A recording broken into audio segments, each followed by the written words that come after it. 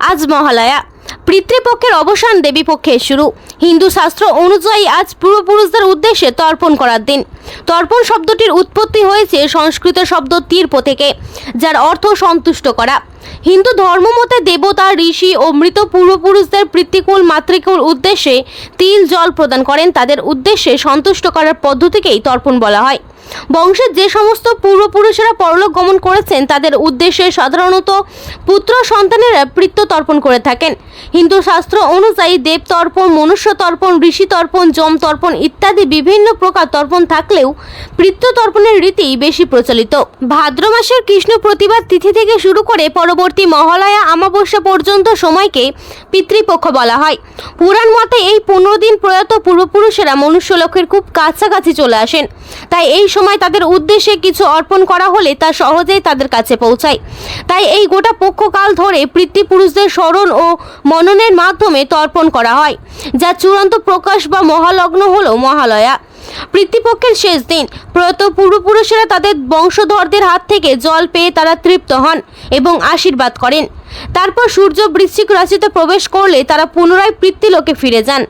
মহালয়ার এই পূর্ণ তিথিতে আজ কানলা থানার অন্তর্গত মালতীপুর গঙ্গার ঘাটে প্রতি বছরের মতো এ বছরেও সাধারণ মানুষ যাতে নির্বিঘ্নে তর্পণ করতে পারেন তার ব্যবস্থা করা হয়। আজ এখানে উপস্থিত ছিলেন পশ্চিমবঙ্গ সরকারের প্রাণী সম্পদ উন্নয়ন দপ্তরের মন্ত্রী স্বপন দেবনাথ, মেমারির বিধায়ক মধুসূদন ভট্টাচার্য, রাজ্য তৃণমূল ছাত্র পরিষদের সহসভাপতি ডক্টর রেজাউল ইসলাম মোল্লা, কানলা থানার আইসি সুজিত ভট্টাচার্য, কানলা 1 নম্বর পঞ্চায়েত সমিতির সভাপতি শ্রাবণী পাল, ধাত্রীগ্রাম পঞ্চায়েতের প্রধান অশোক চৌধুরী সহ বিশিষ্ট ব্যক্তিগণ। নজরদারি রয়েছে গোটা এলাকা জুড়ে।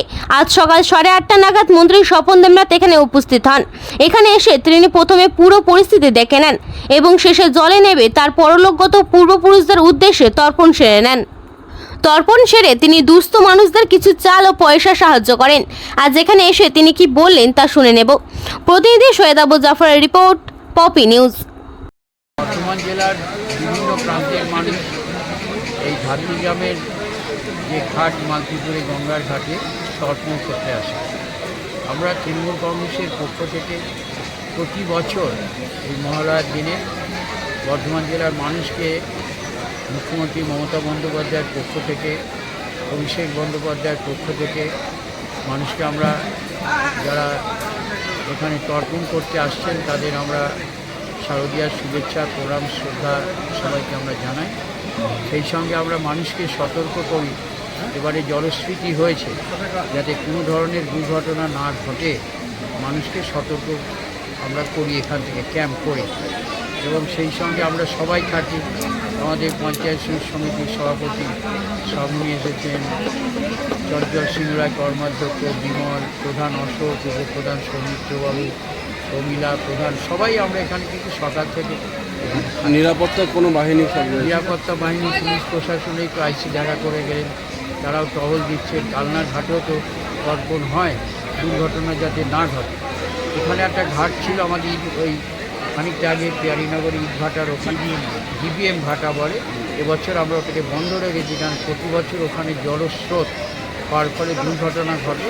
তার জন্য সতর্কতামূলক ব্যবস্থা ধাত্রীগ্রাম পঞ্চায়েত ওরা গ্রহণ করেছে। এখানে মূলত মানে কোথা কোথা থেকে লোকজন স্নান করতে আসে? এখানে ধরুন একেবারে বর্ধমান জেলার ওই প্রান্ত থেকে একেবারে চিত্তরঞ্জন বলুন আসে, বরাকর থেকেও আসে, বর্ধমান থেকেও আসে, মেমারি থেকেও আসে, খণ্ডঘোষ রায়না থেকেও আসে। গঙ্গায় তর্পণ করবো এই মানসিকতায় আমাদের রাঢ় বাংলার সব এই ধাত্রীগ্রামে আসে, কেউ কালনাঘাটে। এমনি অন্য বিধায়কও এসেছিলেন এখানে? এখানে আমাদের মধুসূদন ভট্টাচার্য মেমারির বিধায়ক, প্রাইমারি কাউন্সিলের প্রতি বছর তিনি আসেন, এবারও তিনি এসেছেন, সস্ত্রীকই আসেন।